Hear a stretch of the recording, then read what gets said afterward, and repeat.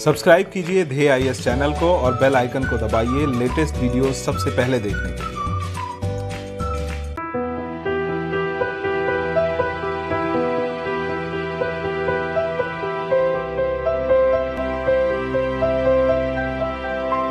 नमस्कार, मैं सुनील वर्मा ध्येय आईएएस टीम की ओर से आपका स्वागत करता हूं ध्येय टीवी पर।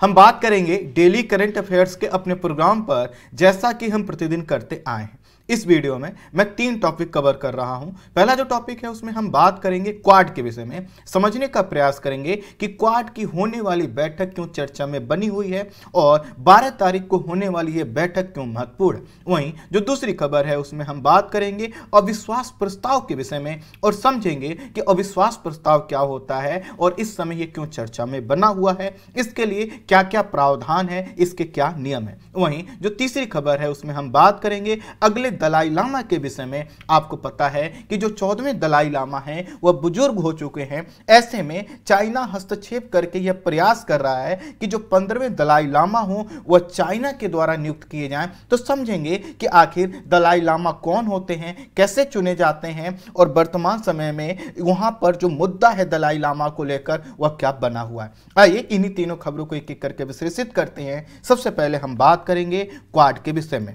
हम क्वाड को डिस्कस करें उससे पहले थोड़ा सा हमें मैप का सहारा लेना होगा। यहां पर देखिए आपको जो क्षेत्र दिखाया गया है, इस क्षेत्र को बोला जाता है इंडो पैसिफिक रीजन।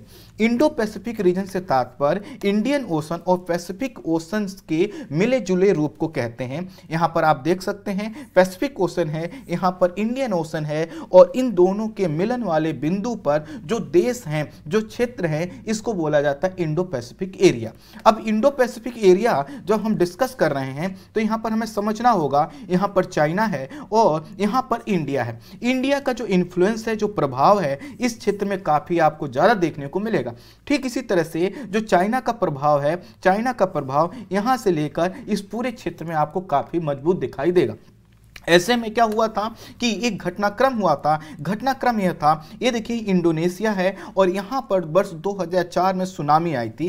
तो जब सुनामी यहाँ से उत्पन्न हुई तो सिर्फ इंडोनेशिया प्रभावित नहीं हुआ, बल्कि ये जो पूरा क्षेत्र आप देख रहे हैं, यह पूरा क्षेत्र प्रभावित हुआ था। ऐसे समय में 2004 में यह कहा गया कि इस पूरे क्षेत्र के लिए हमारे पास ऐसी एक स्ट्रेटेजी होनी चाहिए जिसके आधार पर आने वाली आपदाओं को हम रोक सकें। तो यहाँ पर एक विचार उत्पन्न हुआ था 2004 की सुनामी के बाद क्वाड का, लेकिन धीरे धीरे जो क्वाड का स्वरूप है वह बदलता जा रहा है। तो उसी संदर्भ में हमें थोड़ा सा टेक्स्ट को समझते हुए आगे बढ़ना होगा। Quad Bharat, Japan, Australia, America का एक ग्रुप है। क्वाड अर्थात क्वाड्रिलेटरल सिक्योरिटी डायलॉग, इसका जो उद्देश्य है यह है हिंद प्रशांत क्षेत्र में किसी प्राकृतिक आपदा के समय सहयोग करना, समुद्री शांति स्थापित करना और ये जो पूरा क्षेत्र है, चाहे मलक्का जल संधि वाला भाग हो या फिर साउथ चाइना सी वाला भाग हो, ईस्ट चाइना सी वाला भाग हो, इन सभी क्षेत्रों में व्यापार को सुरक्षित और मुक्त आवागमन को बढ़ावा देने का प्रयास क्वाड के माध्यम से किया जाता है। कुल मिलाकर है तो एक ग्रुप, लेकिन यह बहुत संगठित ग्रुप नहीं दिखाई देगा। अर्थात क्वाड की जो बैठकें होती हैं वह कंटिन्यूस नहीं होती हैं और साथ ही साथ यहां पर जो एजेंडे उठाए जाते हैं उनका जो स्वरूप है वह नाटो की तरह नहीं है, लेकिन इसका जो नेचर समय के अनुसार बदलता जा रहा है, यह काफी महत्वपूर्ण है। कुल मिलाकर हमने समझा कि क्वाड क्या है, 4 देशों का एक समूह है। वर्ष 2004 में जैसा कि हमने बताया कि सुनामी के बाद इस तरह के एक ऐसे संगठन की आवश्यकता महसूस की गई जिससे इस क्षेत्र में रहने वाले लोगों के लिए अगर कोई आपदा उत्पन्न होती है, चाहे वो प्राकृतिक हो या फिर मानव निर्मित हो, ऐसे में सभी देश, प्रमुख देश मिलकर सहयोग स्थापित करें और इस सहयोग स्थापित करके यहां पर होने वाली क्षति को कम किया जाए। अब इसी में जब हमने समझा कि 2004 में सुनामी आई और इस प्रकार के संगठन या ग्रुप की आवश्यकता महसूस हुई, जिसके बाद अभी हम समझेंगे कि क्वाड का क्या हुआ, गठन हुआ। लेकिन इसी के साथ एक और घटनाक्रम हो रहा था। वर्ष 2002 से मालाबार सैन्य अभ्यास आयोजित किया जा रहा था और इस सैन्य अभ्यास में कौन शामिल था? भारत, जापान और अमेरिका शामिल थी। वर्ष 2007 में क्या हुआ था कि जो मालाबार सैन्य अभ्यास है यह हुआ जापान के ओकिनावा द्वीप के पास। अभी जापान का जो ओकिनावा द्वीप है यहां पर चाइना का इन्फ्लुएंस ज्यादा है।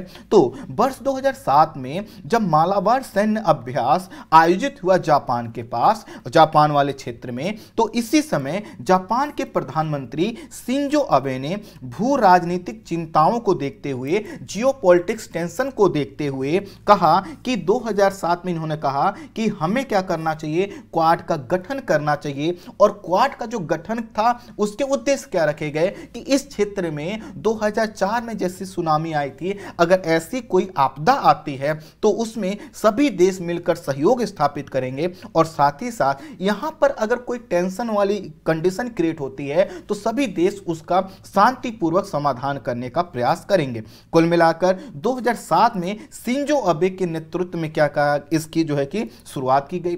उस समय अर्थात 2007 में ऑस्ट्रेलिया चीन को नाराज नहीं करना चाहता था, इसलिए वह इससे जुड़ा जरूर, लेकिन 2008 में क्या हुआ, इससे अलग हो गया। इसके बाद क्या हुआ, जो क्वाड है वह लगभग शिथिल पड़ गया, लेकिन इसमें पुनः जान आई वर्ष 2017 में। और वर्ष 2017 में भारत, जापान, ऑस्ट्रेलिया और अमेरिका ने मिलकर क्वाड 2.0 का पुनः जो है कि शुरुआत की और यहां से जो क्वाड है आपको काफी मजबूत होता दिखाई देगा। कई समीक्षकों का मानना है कि क्वाड के उद्देश्य चाहे कुछ भी हो, पर व्यवहारिक तौर पर यह हिंद प्रशांत क्षेत्र में चीन के बढ़ते सैन्य प्रभाव को रोकने का एक माध्यम है। वर्ष 2007 के बाद अगर चाइना की आप पॉलिसी देखें, उसकी आक्रामकता देखें, चाहे वह साउथ चाइना सी को क्षेत्र को लेकर हो, ईस्ट चाइना सी वाले क्षेत्र को लेकर हो, भारत चीन सीमा तनाव को लेकर हो, या फिर अन्य क्षेत्रों में हो, या फिर ऑस्ट्रेलिया और अमेरिका के साथ उसके तनाव हो, तो आपने देखा कि जो इंडो पैसिफिक एरिया है इसमें चाइना ने अपनी गतिविधियों को काफी तेज किया। ऐसे में जो क्वाड, जो कि एक तरह से शिथिल पड़ चुका था 2008 के बाद, उसको पुनः 2017 में एक्टिव किया गया और यह कहा गया कि नहीं, क्वाड को आगे बढ़ाने की जरूरत है, जिससे इस क्षेत्र में न सिर्फ शांति और सुरक्षा कायम हो सके, बल्कि जो अंतरराष्ट्रीय नियम है व्यापार और शांति के, उनको भी लागू करवाया जा सके। तो इसी के कारण कुछ लोग यह कहते हैं कि क्वाड का जो उद्देश्य है वह चीन के बढ़ते सैन्य प्रभाव को रोकने का है। चीन जो है, चीन और रूस क्या है, हिंद प्रशांत क्षेत्र में अमेरिका की उपस्थिति से कभी भी खुश नहीं रहते हैं। इसी के कारण चीन के साथ साथ रूस भी इसका विरोध करता आया है, लेकिन इसके विरोध करने के बावजूद भी जो क्वाड है वह एक्टिव है और 12 मार्च को क्या होगी, इसकी बैठक होने जा रही है। दक्षिण चीन सागर के बहुत से देश क्वाड का खुलकर समर्थन करते हैं, जबकि कुछ इस पर सधी हुई प्रतिक्रिया देते हैं। अर्थात जो दक्षिण चीन सागर के क्षेत्र हैं, यहां पर जो छोटे छोटे देश हैं वह चाहते हैं कि क्वाड मजबूत हो, क्योंकि क्वाड मजबूत होगा तो चाइना को काउंटर कर पाएगा, लेकिन फिर भी वह दुश्मनी मोल लेना नहीं चाहते। उनका जो नजरिया होता है वह संतुलित होता है, और संतुलित होना इसलिए भी जरूरी है, जैसा कि आपको पता है कि चाइना का चाहे नेवी हो, चाहे उसकी एयरफोर्स हो, या उसकी जो सैन्य ताकत है इन देशों पर काफी भारी होती है। ऐसे में जो है कि कई बार यह विचार उठता है कि क्या जो है कि क्वाड का सैन्यकरण कर दिया जाना चाहिए, या फिर जो मालाबार सैन्य अभ्यास है क्या उसी को क्वाड सैन्य अभ्यास के रूप में कन्वर्ट कर देना चाहिए। इस तरह की चीजें आती रही हैं, लेकिन भारत हमेशा यह मानता है कि क्वाड का जो प्रयोग है वह रचनात्मक तरीके से होना चाहिए और इसका सैन्यकरण नहीं किया जाना चाहिए। भारत भी दरअसल एक संतुलित अप्रोच अपनाता है। उद्देश्य यह है कि चाइना के साथ भारत के टेंशन ना बढ़े, क्योंकि सैन्यकरण जैसे ही किया जाएगा चाइना और रूस के साथ जो है कि भारत के तनाव बढ़ सकते हैं। लेकिन फिर भी कई समीक्षकों का मानना है कि भारत को अब अपनी इस नीति में परिवर्तन लाने की आवश्यकता है, जैसा कि हमने अभी भारत और चीन के सीमा तनाव के दौर में देखा, या फिर जैसे वह दक्षिणी चीन सागर में जो अपनी आक्रामकता दिखाता है। ऐसे में जरूरत है कि क्वाड को क्या किया जाए, एशिया का नाटो बना दिया जाए। लेकिन एशिया का अगर नाटो बनाते हैं तो स्वाभाविक है इससे चीजें क्या होंगी, बिगड़ेंगी, और बिगड़ेंगी इस वजह से क्योंकि रूस जिसके साथ हमारे संबंध बहुत अच्छे हैं वह खराब हो सकते हैं। तो ये तो समझा हमने क्या है कि क्वाड का आखिर पूरा स्वरूप क्या है, संक्षेप में समझा। क्वाड देशों की वर्चुअल बैठक 12 मार्च को होगी और इस बैठक में प्रधानमंत्री राष्ट्रपति नरेंद्र मोदी के अलावा अमेरिका के राष्ट्रपति जो बाइडेन पहली बार सामने होंगे, जापान के प्रधानमंत्री योशिहिदे सुगा और ऑस्ट्रेलिया के प्रधानमंत्री स्कॉट मॉरिसन शामिल होंगे। स्वाभाविक है, जो क्वाड के देश हैं इनकी जो आपने देखा, इनकी चाहे जीडीपी ले लीजिए या इनकी सैन्य ताकत ले लीजिए, काफी मजबूत हो जाती है। ऐसे में अगर इस क्षेत्र में वह कुछ पहल करते हैं तो आने वाले समय में इसका काफी पॉजिटिव इंपैक्ट जो है कि इंडो पैसिफिक वाले क्षेत्र में आपको देखने को मिलेगा। ये जो बैठक होने वाली है इसमें इंडो पैसिफिक क्षेत्र के देशों की नजरें लगी हुई हैं। कारण ये है कि भारत ने जो है कि जो चीन के साथ सीमा पर तनाव को जिस तरह से टैकल किया है, अर्थात भारत ने चीन को जैसे वापस धकेला है सीमा पर, इसमें क्या हुआ है कि भारत की जो स्थिति है मजबूत हुई है। ऐसे में बहुत से देशों को यह उम्मीद है कि भारत क्वाड के स्वरूप को कुछ ऐसा कर सकता है जिससे वह डायरेक्ट रूप में चाइना को काउंटर कर सके या चाइना की आक्रामकता को रोक सके। इसलिए सबकी इस पर नजरें बनी हुई हैं। देखना यह होगा कि आखिर इसमें कौन से मुद्दे उठाए जाते हैं। बैठक से पहले मंगलवार को भारतीय प्रधानमंत्री ने जापान के प्रधानमंत्री योशिहिदे सुगा से लंबी बातचीत किया और द्विपक्षीय सहयोग के साथ साथ हिंद प्रशांत स्वतंत्रता की सुरक्षा पर सहमति व्यक्त की। दरअसल है क्या, जापान इस समय जो है कि चीन के आक्रामकता का शिकार है। जैसा कि आपको पता है कि जो जापान का एक द्वीप है जो कि विवादित है, एक नाम है जिसका सेनकाकू आइलैंड। सेनकाकू आइलैंड को देखेंगे तो यह चाइना के पूर्व में आपको दिखाई देगा और जो है कि जापान के दक्षिण में। तो जापान कहता है यह हमारा है और चाइना कहता है यह हमारा है और इसकी जो लोकेशन है चाइना के पास में है। तो इस पर क्या किया है, चीन के कोस्ट गार्ड ने यहां पर आवागमन और अपनी गतिविधियों को बढ़ा दिया। तो लंबे समय से लगभग 1 माह से वहां पर तनाव बना हुआ है। इसीलिए भारतीय प्रधानमंत्री ने जब जापान के प्रधानमंत्री से बातचीत की तो इससे यह कयास लगाए जा रहे हैं कि आने वाले समय में क्वाड खुलकर चाइना के अगेंस्ट में हो सकता है। ठीक उसी तरह से जैसे भारत चाइना सीमा तनाव के समय में ऑस्ट्रेलिया ने भारत का साथ दिया, अमेरिका ने साथ दिया और साथ ही साथ जापान ने भी चाइना की आक्रामकता की आलोचना की। तो दरअसल ये जो बैठक होने वाली है इसमें बहुत महत्वपूर्ण होगा कि आखिर भारत क्या पक्ष लेता है और कैसे चारों देश मिलकर चाइना को कंट्रोल करने का प्रयास करते हैं। यहां पर हो क्या रहा है जापान में, और जापान की चिंताएं ज्यादा हैं और जापान की निर्भरता क्वाड पर ज्यादा है। इस वजह से है क्योंकि चीन के जो कोस्ट गार्ड हैं, इनके जैसे कोस्ट गार्ड की भूमिका क्या होती है कि बाउंड्री अर्थात कोस्टल एरिया की सुरक्षा करना। लेकिन यहां पर चीन ने क्या किया है, कोस्ट गार्ड को नेवी की तरह, अर्थात चाइना का जो कोस्ट गार्ड है वह चाइना की नेवी की तरह कार्य कर रहा है और इसके पास यह अधिकार है, अगर यह चाहे कि इसको लगता है कि कोई ऐसा क्षेत्र है जहां पर कोई इंफ्रास्ट्रक्चर है या कोई भी चीज है उसको नष्ट करना है तो नष्ट कर सकता है, अर्थात युद्ध जैसे अधिकार दिए गए। इसलिए जो कि जापान का चिंता होना लाजमी है, उसको लगता है कि हो सकता है कि चाइना अपने जो है कि नेवी या फिर कोस्ट गार्ड के फोर्स पर इस आइलैंड पर कब्जा कर ले। लेकिन यह जो बातचीत हो रही है, जो बैठक होने जा रही है, इससे कई चीजें साफ होंगी। इसके अलावा तो कुल मिलाकर इस चीज को लेकर काफी तनाव बना हुआ है। इसीलिए क्वाड की नजरें जो है कि क्वाड की बैठक पर सभी देशों की नजरें हैं, खासकर सदस्य देशों की।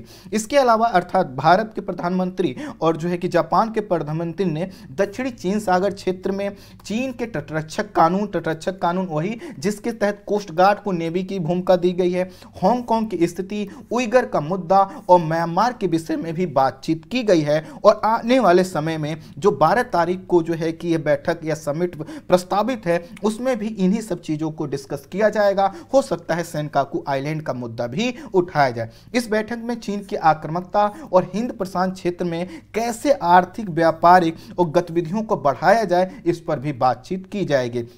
साथ ही साथ जो सबसे महत्वपूर्ण चीज होगी आर्थिक रूप में वह यह होगी कि चारों देश अर्थात क्वाड के सदस्य देश ये चाहते हैं कि एक ऐसी सप्लाई, एक नई सप्लाई चेन विकसित की जाए जिससे चाइना पर निर्भरता ना रहे। चाइना पर सप्लाई चेन का मतलब है कि बहुत से आपने इलेक्ट्रॉनिक से साथ साथ बहुत से ऐसे प्रोडक्ट देखे होंगे जिनकी मैन्युफैक्चरिंग चाइना में होती है। तो सभी देश ये प्रयास कर रहे हैं कि जो वहां पर यूनिट है जो चाइना पर निर्भरता है वह अन्य देशों पर धीरे धीरे शिफ्ट किया जाए और चाइना से निर्भरता कम की जाए। तो नई सप्लाई चेन का मतलब वह प्रोडक्ट जिनको हम लाकर मैन्युफैक्चर करते हैं, तैयार करते हैं, उनके लिए जो कच्चे माल की आपूर्ति के लिए जो चैन बना हुआ है जिसमें चाइना बहुत महत्वपूर्ण भूमिका निभाता है, उसको कैसे ब्रेक किया जाए, कैसे चाइना से निर्भरता खत्म की जाए, इस पर भी बात हो सकती है। यह प्रस्तावित है, लंबे समय से लगभग 1 साल से इस पर बात हो रही है, लेकिन अब जाकर इस पर कोई बातचीत हो सकती है। ठीक इसी तरह से ये जो बैठक होने वाली है, इसके संदर्भ में न्यूज एजेंसी रॉयटर्स के मुताबिक भारत में कोरोना वैक्सीन का उत्पादन कैसे बढ़ाया जाए, इसके लिए भी एक फाइनेंसिंग एग्रीमेंट हो सकता है। तो इससे क्या होगा, कोविड जो कोरोना की वैक्सीन की डिप्लोमेसी है भारत की, वो और मजबूत होगी, क्योंकि हम जितना ज़्यादा वैक्सीन का प्रोडक्शन करेंगे और हमारे पास जब फाइनेंसिंग जो है हमारी कैपेबिलिटी ज़्यादा होगी, तो भारत क्या कर सकेगा, कोरोना वैक्सीन को एक्सपोर्ट करके या फिर दूसरे देशों की मदद करके, जैसा कि वह कर भी रहा है, कई चीजों में बढ़त हासिल कर सकता है। इसके अलावा इस बैठक में मध्य पूर्व में जो तनाव चल रहा है, चाहे ईरान और सऊदी अरब का हो, यमन और सऊदी अरब का हो, उस पर भी बातचीत की जाएगी, म्यांमार की स्थिति पर बातचीत की जाएगी, और ठीक इसी तरह से जलवायु परिवर्तन और समुद्री सुरक्षा जैसे मुद्दों को डिस्कस किया जाएगा। स्वाभाविक है, आप समझ पाए होंगे कि आखिर ये क्वाड चर्चा में बैठक जो होने वाली चर्चा में क्यों है। अब हम बात करेंगे अविश्वास प्रस्ताव की पर। थोड़ा सा जो कंटेक्स्ट है वो समझ लीजिए। आपको पता है कि अभी कुछ समय पहले ही क्या हुआ है, हरियाणा विधानसभा में जो है कि कांग्रेस के द्वारा अविश्वास प्रस्ताव लाया गया था। आपको पता है कि हरियाणा विधानसभा में 90 सीट हैं, लेकिन 2 सीट खाली हैं, इसलिए जो अविश्वास प्रस्ताव लाया गया, उस अविश्वास प्रस्ताव के माध्यम से कांग्रेस यह चाहती थी कि सरकार को वह गिरा दे। लेकिन उसके लिए क्या था, जो भी प्रस्ताव अविश्वास लाया गया है उसको मैं बताऊंगा पूरा डिटेल में, लेकिन अभी बस कंटेक्स्ट समझिए। तो अविश्वास प्रस्ताव जो लाया गया था वह तभी पास होता जबकि जितनी सीटें खाली हैं, अर्थात 88 सीट खाली हैं, तो उसके आधे से एक अधिक सदस्य क्या करें, अविश्वास प्रस्ताव के पक्ष में वोटिंग करें। तो कुल मिलाकर 88 मेंबर हैं इस समय, अगर इसको 2 से डिवाइड करें तो होना कितना चाहिए कि इनका हाफ होगा 44, और अगर एक मत और इनको मिल जाता तो यह अविश्वास प्रस्ताव पास हो जाता। अर्थात 45 सदस्य अगर विधानसभा के, हरियाणा विधानसभा के इसके पक्ष में मतदान करते तो सफल हो पाता, लेकिन ऐसा नहीं हो पाया। कारण यह है कि बीजेपी जेजेपी के और की जो है कि इनके पास इनका जो गठबंधन है, इनकी 50 सीटें हैं, 5 निर्दलीयों ने इनको समर्थन कर रखा है, तो इनके पास जो मेजोरिटी है वह 55 सदस्यों की है। तो स्वाभाविक है जो अविश्वास प्रस्ताव था वह फेल होना ही था, और फेल हुआ भी। वोटिंग हुई तो इसके इस प्रस्ताव के पक्ष में केवल 32 वोट पड़े, और जबकि विपक्ष में अर्थात अविश्वास प्रस्ताव को डिनाई करने के जो है कि पक्ष में कितने पड़े, 55। इस तरह से जो अविश्वास प्रस्ताव था वह फेल हो गया। क्यों फेल हो गया, क्योंकि विपक्ष में क्या पड़े, ज्यादा वोट पड़े, और इस तरह से अविश्वास प्रस्ताव का जो वहां पर मुद्दा था वह तो शांत हो गया। लेकिन अब हमें समझना है कि आखिर यह अविश्वास प्रस्ताव होता क्या है। तो इसको थोड़ा सा हम टेक्स्ट से समझते हैं, और सेंट्रल और केंद्र के स्तर पर, स्टेट के स्तर पर, दोनों स्तर पर हम लोग देखेंगे, थोड़ा सा संक्षेप में रखेंगे जिससे वीडियो छोटा हो सके। तो आपको पता है कि भारत में संसदीय प्रणाली अपनाई गई है। संसदीय प्रणाली का मतलब है कि हमारे यहाँ संसदीय प्रणाली है, और इस संसदीय प्रणाली में क्या होता है कि जो सरकार है वह निर्वाचित प्रतिनिधियों से चुनकर बनती है। तो केंद्र के स्तर पर हमने देखा संसद है, और राज्य के स्तर पर क्या है, विधानसभा का गठन किया गया है। तो हमारी राजनीतिक प्रशासनिक व्यवस्था का जो आपको पता है, इस संसदीय प्रणाली में मुख्य कार्यकारी अधिकारी होता है, या जो समूह होता है उसको बोला जाता है मंत्रिपरिषद। अब जो मंत्रिपरिषद होती है, चाहे वो केंद्र के स्तर पर हो या राज्य के स्तर पर हो, यही क्या करती है, हमारी संसदीय प्रणाली को आगे बढ़ाती है, यही क्या करती है, मुख्य निर्णय लेती है। तो मंत्रिपरिषद को नेतृत्व जो केंद्र के स्तर पर कौन करता है, प्रधानमंत्री करते हैं, और राज्य के स्तर पर कौन करते हैं, मुख्यमंत्री करते हैं। और यह जो हमारा संसदीय प्रणाली है, इसका जो खास प्रावधान किया गया है वह हमारे संविधान में किया गया है। हमारे संविधान के आर्टिकल 75 में कहा गया है कि मंत्रिपरिषद सामूहिक रूप से क्या होगी, लोकसभा के प्रति उत्तरदायी होगी। अर्थात इसमें क्या कहा गया है कि जो भी सदस्य क्या कर रहे हैं, सरकार चला रहे हैं, उन सरकार चलाने वाले सदस्यों से मिलकर बना है मंत्रिपरिषद, और इसकी सामूहिक जो है कि जिम्मेदारी किसके प्रति होगी, लोकसभा के प्रति होगी। इसी तरह राज्यों के संदर्भ में आर्टिकल 164 के तहत क्या कहा गया है कि राज्य की जो मंत्रिपरिषद है वह किसके प्रति उत्तरदायी होगी, वह विधानसभा के प्रति उत्तरदायी होगी और सामूहिक रूप से होगी। इसका मतलब यह है आसान शब्दों में कि सामूहिक रूप से होने का मतलब क्या है कि यह जो सरकार चलाने वाली मंत्रिपरिषद है, अगर यह अपना विश्वास खो देती है, कहां पर, अगर केंद्र के स्तर में देखा जाए तो लोकसभा में, और राज्य के स्तर पर अगर विधानसभा में, तो इसको कोई भी अधिकार नहीं होगा सत्ता में रहने का। कुल मिलाकर यह जो सामूहिक उत्तरदायी का सिद्धांत है, इसमें यह कहा गया है कि कोई भी दल सत्ता तभी तक जो है कि क्या कर सकता है, शासन चला सकता है, जब उसको क्या हो, बहुमत मिला हो, या फिर उसको जो है कि लोकसभा या फिर विधानसभा का क्या है वो विश्वास हासिल हो। अगर विश्वास कोई भी दल खो देता है तो उसको सरकार चलाने का कोई अधिकार नहीं है, और इसी को चेक करने के लिए क्या होता है, अविश्वास प्रस्ताव लाया जाता है, या फिर इसी को प्रूव करने के लिए कि हमारे पास मेजॉरिटी है, क्या होता है, विश्वास मत लाया जाता है। अविश्वास जो प्रस्ताव लाया जाता है विपक्ष के द्वारा लाया जाता है, उसके माध्यम से विपक्ष यह सिद्ध करना चाहता है कि ये जो मंत्रिपरिषद है, चाहे राज्य के स्तर पर हो या केंद्र के स्तर पर हो, वह अलग अलग जो है कि प्रस्ताव लाया जाएगा, जो भी कॉन्टेक्स्ट हो, तो उसके अनुसार यह बताया जाता अविश्वास प्रस्ताव के अलावा के आधार पर कि यह जो सरकार है इसने जो है कि अपना बहुमत खो दिया है या अपना विश्वास खो दिया है, अब इसको सत्ता में रहने का कोई अधिकार नहीं है, और इसी को बोला जाता है अविश्वास प्रस्ताव। यही प्रस्ताव क्या होता है, जब साधारण बहुमत से पास हो जाता है तो बोला जाता है कि अविश्वास प्रस्ताव पास हो गया, अर्थात सरकार के पास अब सरकार जो है कि विश्वास अपना या बहुमत अपना साबित नहीं कर पाई, और इस तरह से सरकार को इस्तीफा देना होता है। तो हमने समझा कि क्या हुआ कि केंद्र और राज्य स्तर पर वही दल शासन कर सकता है जिसे क्या हो, बहुमत प्राप्त हो। अब जो यह बहुमत प्राप्त कैसे होगा, इसकी जो जवाबदेही सुनिश्चित करने की जिम्मेदारी होती है वह होती है विपक्ष की। विपक्ष क्या करता है, सरकार के कार्यों की निगरानी करने के साथ साथ यह सुनिश्चित करता है कि सत्ताधारी सरकार के पास बहुमत है या नहीं है। विपक्ष को जब लगता है कि सरकार के पास बहुमत नहीं है या सरकार अपनी लोकप्रियता खो चुकी है, तो सरकार के खिलाफ जो है कि अविश्वास प्रस्ताव लेकर आती है, नो कॉन्फिडेंस मोशन लेकर आती है, और यदि यह जो है अविश्वास प्रस्ताव यदि पास हो जाता है साधारण बहुमत से, तो इसका मतलब क्या है कि मंत्रिपरिषद को इस्तीफा देना होता है, और इस्तीफा इसलिए देना होता है क्योंकि यहां पर सामूहिक उत्तरदायित्व का सिद्धांत है, और यह सिद्धांत क्या कहता है कि यदि मंत्रिपरिषद ने क्या किया, अपना विश्वास खो दिया, तो अब उसको सत्ता में रहने का कोई अधिकार नहीं है।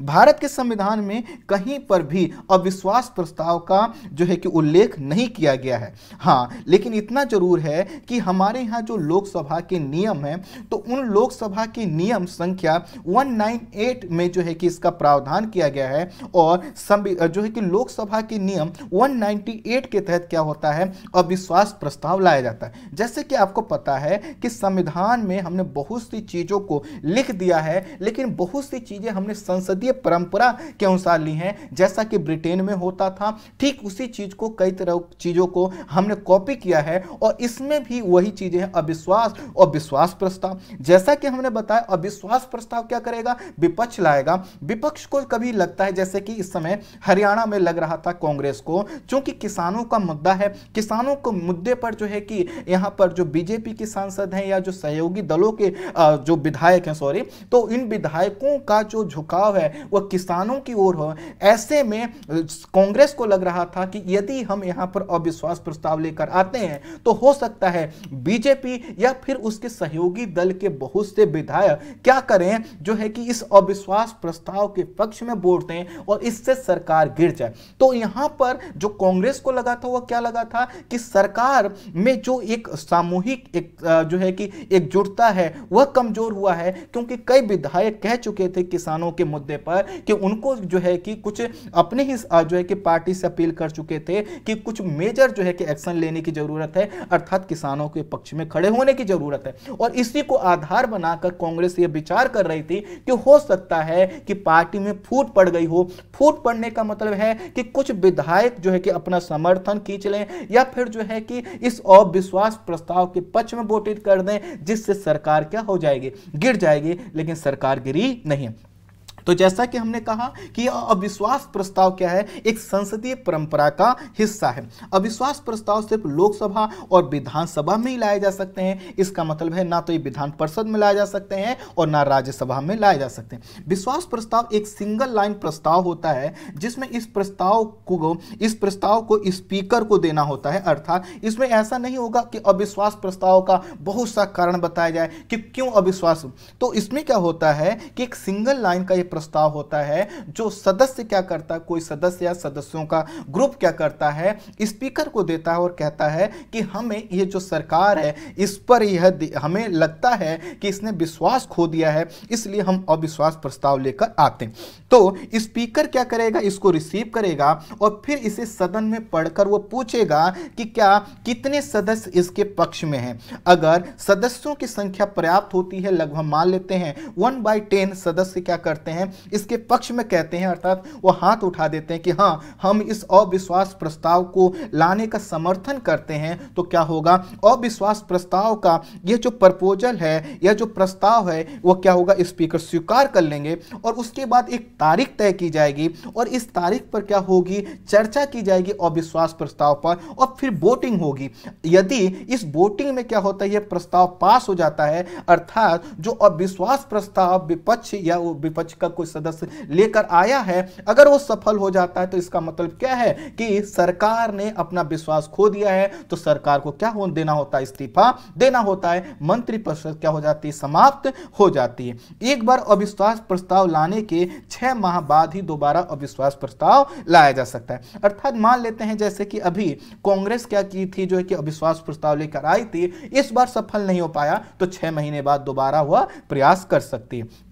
इसके लिए 1/10 सदस्यों का जो कि समर्थन क्या है, आवश्यक है, इसीलिए हर राज्य के संदर्भ में अलग अलग संख्या आपको देखने को मिलेगी। सामान्यतः ये जो जब अविश्वास प्रस्ताव लाए जाते हैं तो इस पर क्या होती है, 1 से 2 दिन तक इस पर चर्चा होती है और इस प्रस्ताव के माध्यम से, भले ही प्रस्ताव पास हो या ना हो, इस प्रस्ताव के माध्यम से विपक्ष क्या करता है, सरकार की कई नीतियों की आलोचना करके वह कहता है कि हम आपकी जवाबदेही सुनिश्चित करें। याद कीजिए मैंने आर्टिकल 75 और 64 का जो उल्लेख किया था, तो उसमें भी क्या था कि दरअसल यह क्या प्रयास किया जाता है कि विपक्ष इसके माध्यम से प्रयास करता है कि सरकार को या फिर जो मंत्रिपरिषद है उसको क्या किया जाए, उस पर कंट्रोल रखा जाए। प्रधानमंत्री या मुख्यमंत्री जिसे अविश्वास प्रस्ताव हारने का डर होता है, वह क्या कर देते हैं, वह इस्तीफा देने से पहले सदन को भंग करने की मांग कर सकता है। अर्थात जैसे मान लेते हैं कि इस समय जो है कि विधानसभा में यह प्रस्ताव लाया गया, तो मनोहर लाल खट्टर जी को अगर लगता कि हम जो है कि हार सकते हैं या अविश्वास प्रस्ताव पास हो सकता है, तो उनके पास विकल्प था कि वो कह दें कि हम जो है कि क्या करते हैं, सदन को भंग करते हैं। लेकिन ये तभी तक कर सकते थे, वह कह सकते थे जब तक वोटिंग ना हुई हो, क्योंकि वोटिंग के बाद अगर क्या हुआ कि मान लेते हैं अविश्वास प्रस्ताव पर वोटिंग हुआ और उसमें यह प्रस्ताव पास हो गया, तो सरकार के पास क्या हुआ कि मतलब बहुमत नहीं है, तो उसके बाद नहीं कह सकते कि नहीं क्योंकि हम हार गए हैं, हमारे पास अब जो है कि विश्वास नहीं है, बहुमत नहीं है, तो अब सरकार को क्या किया जाए, भंग कर दिया। नहीं, उनको अगर ऐसा करना होगा तो उसके लिए कंडीशन क्या है कि यदि किसी मुख्यमंत्री को लग रहा है कि वह या फिर जो है कि प्रधानमंत्री को लग रहा है कि अविश्वास प्रस्ताव पास हो सकता है, तो उनके पास एक विकल्प है कि वो क्या कर दें, कह दें कि आप इसको क्या कर दीजिए, भंग कर दीजिए। लेकिन यह पहले वोटिंग से पहले अविश्वास प्रस्ताव जब ला दिया गया, वोटिंग हो गई और आपको यह पता चल गया कि यह जो दल है या जो राजनीतिक ग्रुप है उसके पास जो है कि बहुमत नहीं है, तो इसको एक्सेप्ट नहीं किया जाएगा। स्पीकर अविश्वास प्रस्ताव या विश्वास मत की वोटिंग में हिस्सा नहीं लेता है, या आपसे जितनी चीजें मैं बता रहा हूं आपको स्टेटमेंट में देकर पूछी जा सकती हैं। होता जैसे एक घटना का जिक्र करना चाहूंगा मैं, जो है कि यह समय था 19 अप्रैल 1999 को अटल बिहारी वाजपेयी की सरकार पर वोटिंग हुई। एनडीए को 269 मत मिले जबकि विपक्ष को 270 वोट मिले। इस समय जो स्पीकर थे वो बालयोगी जी थे, जो कि एनडीए से ही थे, लेकिन वह वोट नहीं डाल पाए क्योंकि वो स्पीकर के पद पर थे। तो अगर आपसे पूछा जाए कि क्या अविश्वास प्रस्ताव जब लाया जाएगा तो स्पीकर जो है कि वोट डाल सकते हैं, तो कहिएगा नहीं। इस प्रस्ताव पर वोटिंग के समय सरकार जो है कि क्या करती है, अपने सांसदों और विधायकों को व्हिप जारी करने का अधिकार रखती है, जैसा कि इस समय हरियाणा में भी हमने देखा जारी किया गया था। और व्हिप इसलिए जारी किया जाता है क्योंकि सरकार चुनकर आई है, तो ऐसे ना हो कि उसके जो विधायक हैं या फिर सांसद हैं वह जो है कि लापरवाही कर दें या फिर वो पैसे लेकर बदलने स्टैंड। तो इसमें क्या होता है, व्हिप जारी करने के बाद ये हो जाता है कि यदि कोई विधायक या सांसद जो है कि अगर क्या करता है, पार्टी की लाइन से हटकर वोटिंग करता है, तो उसके सदस्यों को अयोग्य माना जाएगा, अयोग्य करार दिया जाएगा, और इससे क्या होगा कि वह जो सदस्य थे उनकी सदस्यता समाप्त हो जाएगी। तो यह व्यवस्था की गई है। तो आपसे पूछा जा सकता है कि व्हिप जारी किया जा सकता है या नहीं किया जा सकता। यदि सरकार कोई विश्वास प्रस्ताव लेकर आई, अर्थात सरकार ने कहा कि हम विश्वास प्रस्ताव लेकर आते हैं और उसे जीत भी मिल गई, तो भी क्या होगा, इसके 15 दिन बाद भी विपक्ष क्या कर सकता है, पुनः सरकार के खिलाफ अविश्वास प्रस्ताव ला सकता है। मान लेते हैं एक सरकार है जिसको लगता है, कॉन्फिडेंस में है, उसको लगता है कि हमारे पास बहुमत है और लाओ चलो विपक्ष कुछ हंगामा करे, उससे पहले हम क्या कर देते हैं, हम विश्वास प्रस्ताव ला देते हैं। तो विश्वास प्रस्ताव लाया, पास भी हो गया, बावजूद इसका मतलब ये नहीं है कि अब जो है कि अविश्वास प्रस्ताव नहीं लाया जा सकता है और 15 दिन बाद भी विपक्ष क्या कर सकता है, अविश्वास प्रस्ताव ला सकता है, अगर विपक्ष को लगता है कि नहीं अब ऐसी कुछ कंडीशंस हो गई हैं जिनके आधार पर जो सरकार है उसने अपना समर्थन खो दिया। स्वतंत्र भारत में पहली बार अविश्वास प्रस्ताव 1963 में जेबी कृपलानी ने नेहरू की सरकार के खिलाफ रखा था, अर्थात जो पहले प्रधानमंत्री थे हमारे जवाहरलाल नेहरू जी, उनके खिलाफ यह लाया गया था। इसके पक्ष में लेकिन मात्र और मात्र 62 वोट पड़े थे। सबसे ज्यादा जो अविश्वास प्रस्ताव को फेस किया है वह इंदिरा गांधी की सरकार ने फेस किया और लगभग 15 बार अविश्वास प्रस्ताव इनके खिलाफ लाया गया। 1978 में अविश्वास प्रस्ताव से पहली बार जो सरकार गिरी थी वह सरकार थी मोरारजी देसाई की सरकार थी। इसके अलावा कुछ और घटनाक्रमों को देखिए। 1989 में बीपी सिंह की सरकार को, 1997 में एचडी देवगौड़ा की सरकार को और 1998 में अटल बिहारी वाजपेयी की सरकार को अविश्वास प्रस्ताव के कारण सत्ता छोड़ना पड़ा था। जो सर्वाधिक अविश्वास प्रस्ताव पेश करने का रिकॉर्ड अगर आपसे पूछा जाए तो ये नाम बताइएगा। माकपा सांसद ज्योतिमय बसु के नाम है। इन्होंने 4 प्रस्ताव रखे थे अविश्वास प्रस्ताव, और किसके खिलाफ थे, इंदिरा गांधी की सरकार के खिलाफ थे। सरकार जब विश्वास प्रस्ताव लेकर आती है तो उसका भी पास होना आवश्यक होता है। अगर वह पास नहीं हो पाता तो इसका मतलब क्या है कि सरकार को जो विश्वास था वह खो चुकी है और वह असफल जो विश्वास प्रस्ताव है एक तरह का अविश्वास प्रस्ताव हो जाता है। और सरकार अगर अपना जो विश्वास प्रस्ताव लेकर आई है पास नहीं करा पाती है तो उसको क्या करना होता है, इस्तीफा देना होता है। आई होप आप समझ पाए होंगे कि आखिर यह अविश्वास प्रस्ताव का मुद्दा क्या है। अब हम बात करेंगे अपने तीसरे टॉपिक पर जो जुड़ा हुआ है दलाई लामा से। जैसा कि आपको पता है कि जो दलाई लामा हैं यह बौद्ध, जो तिब्बती बौद्ध हैं, उनके लिए सभी तरह से प्रमुख होते हैं, चाहे वो आध्यात्मिक नजरिए से हो, फिर या राजनीतिक नजरिए से हो, या फिर सांस्कृतिक नजरिए से। तो हमें इन्हीं के विषय में डिस्कस करना है। इसमें हम समझेंगे कि दलाई लामा कौन होते हैं और इनका जो चयन होता है वह कैसे होता है, क्या क्या प्रक्रिया है और चाइना इस समय क्या कर रहा है। तो जो 14वें दलाई लामा है इनका नाम है तेंजिन ग्यात्सो और इनकी जो उम्र है वह 85 प्लस हो चुकी है। ये बुजुर्ग हो चुके हैं और स्वास्थ्य कारणों की वजह से उनके उत्तराधिकारी का मुद्दा चर्चा में बना रहता है। इनका जो जन्म है वह 1935 में हुआ था।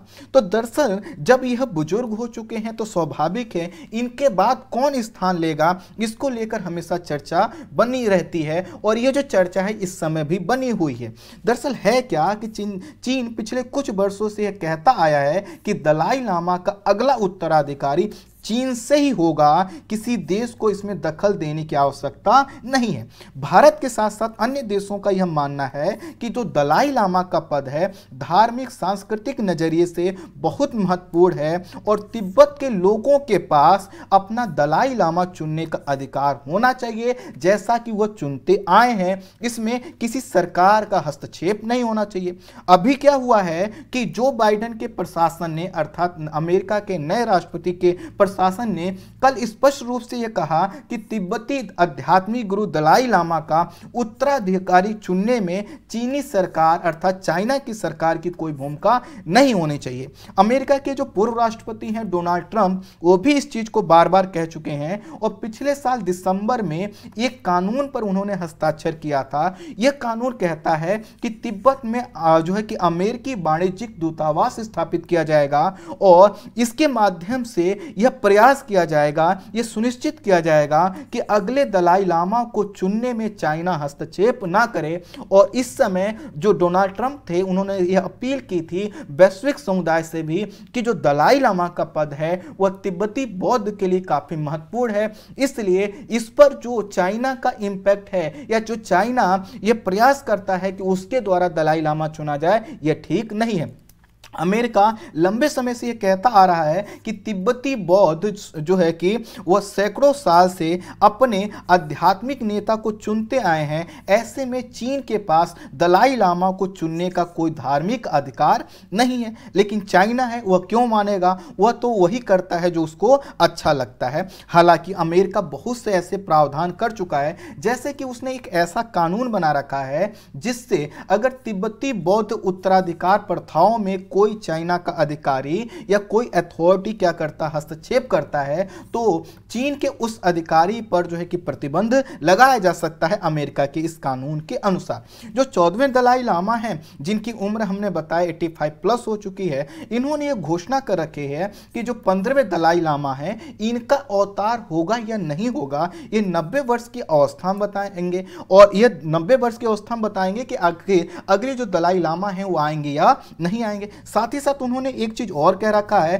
कि अगले दलाई लामा का जन्म भारत में भी हो सकता है। तो दरअसल चाइना इस वजह से नाराज है कि अगर अगले दलाई लामा कहीं भारत से या फिर किसी अन्य क्षेत्र से आ गए तो क्या होगा, फिर से वो जो तिब्बत का मुद्दा है जो दलाई लामा बार बार उठाते आए हैं वह मुद्दों को उठाया जाएगा और जो चाइना जो तिब्बत में करना चाहता है वह कर नहीं पाएगा। तो थोड़ा सा दलाई लामा के विषय में हम चीजों को समझते हैं। दलाई लामा दो शब्दों से मिलकर बना है। जो दलाई शब्द है मंगोल भाषा का शब्द है जिसका अर्थ होता है समुद्र या बड़ा होता है, तो स्वाभाविक है दलाई का अर्थ हुआ बहुत बड़ा बहुत विस्तृत। वही जो लामा है वह एक तिब्बती शब्द है और जिसका अर्थ होता है गुरु, अर्थात जो तिब्बती बौद्ध हैं उनमें सबसे जो बड़े गुरु होते हैं उनको बोला जाता है दलाई लामा। तिब्बती बौद्ध लोग दलाई लामा को सर्वश्रेष्ठ मानते हैं। यह तिब्बती बौद्ध के आध्यात्मिक धार्मिक और राजनीतिक गुरु होते हैं और इनकी हम मार्गदर्शक भी होते हैं और काफ़ी ज़्यादा आस्था के प्रतीक हैं, काफ़ी ज़्यादा ये शांतिपूर्वक रहने वाले लोग हैं। इस पद पर बैठने वाले व्यक्ति में कई तरह की जब विशेषताएं होती हैं तो ही क्या होता है उसको चुना जाता है। तो होता क्या है कि तिब्बती मान्यता के अनुसार जब एक दलाई लामा अपना शरीर छोड़ते हैं, जैसे कि 14वें दलाई लामा है, जब वो अपना शरीर छोड़ेंगे तो उनका क्या होगा, पुनर्जन्म होगा। पुनर्जन्म होने के कारण अब जब उनको खोजा जाएगा तो खोजा क्या कैसे जाएगा कि जब उनकी मृत्यु होगी उसी के समय जिन बच्चों का जन्म होगा उन्हीं बच्चों में खोजा जाएगा कि आखिर वह कौन है, दलाई लामा कौन है, कहां पर उन्होंने पुनर्जन्म लिया है। तो होता क्या है कि जो दलाई लामा है इनकी खोज एक बहुत बड़ी प्रक्रिया है, लंबी प्रक्रिया है, इसमें लंबा समय लगता है।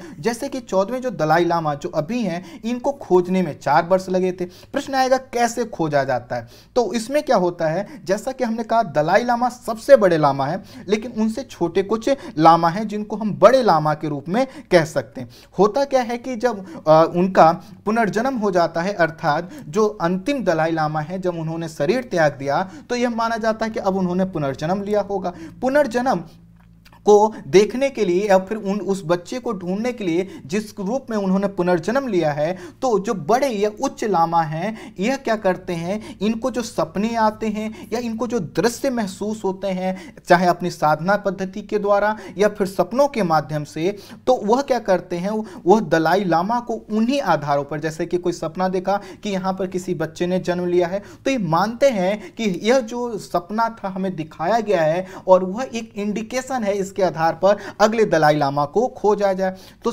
यह क्या करते हैं कि एक आधार तो यह है कि सपने के आधार पर, ये जो बड़े लामा है एक दो नहीं है, सैकड़ों लामा है, तो किसी को अगर सपना आता है तो क्या करते हैं, अपने समूह के साथ उस क्षेत्र में जाते हैं, जो उनको सपने में दिखा उसके आधार पर जो बच्चे मिलते हैं उसमें से वो दलाई लामा को सोचते हैं कि क्या यह हो सकते हैं। तो कुल मिलाकर पहले उस बच्चे को खोजना होता है। एक मान्यता यह भी है कि जब दलाई लामा की चिता जब जलाई जाती है, तो जब उनकी चिता से जो धुआं उठता है वह जिस डायरेक्शन में जाता है, यह मान्यता है कि हो सकता है कि वो जो पुनर्जन्म हुआ हो दलाई लामा का उसी डायरेक्शन में हुआ। इसके अलावा तिब्बत की जो केंद्रीय नदी है लासो, इसके किनारे भी जाकर जो बड़े लामा होते हैं वह ध्यान लगाते हैं और जो नदी है उस नदी के माध्यम से जो जलधारा है या फिर उस साधना पद्धति जो नदी के किनारे करते हैं, वहां पर जो संकेत मिलते हैं उसके आधार पर क्या करते हैं, जो बड़े लामा है वह दलाई लामा को बच्चे के रूप में खोजने का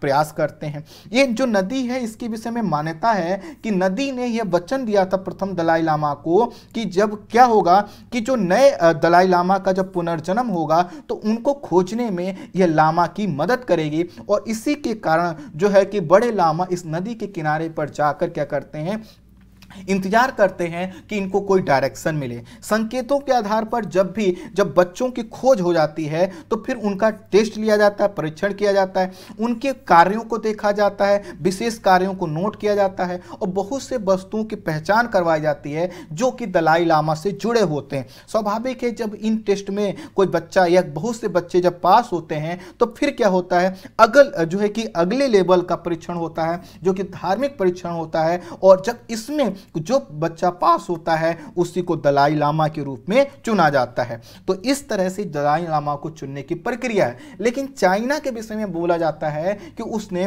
कुछ जो है कि लामा को अपने पास रख रखा है, उन्हीं में से किसी लामा को वह दलाई लामा के रूप में स्थापित करना चाहता है, जिससे तिब्बत में उसका जो प्रभाव है वह बढ़ सके और हमारे यहाँ जो निर्वासित सरकार है उसकी मान्यता को वह समाप्त करवा सके।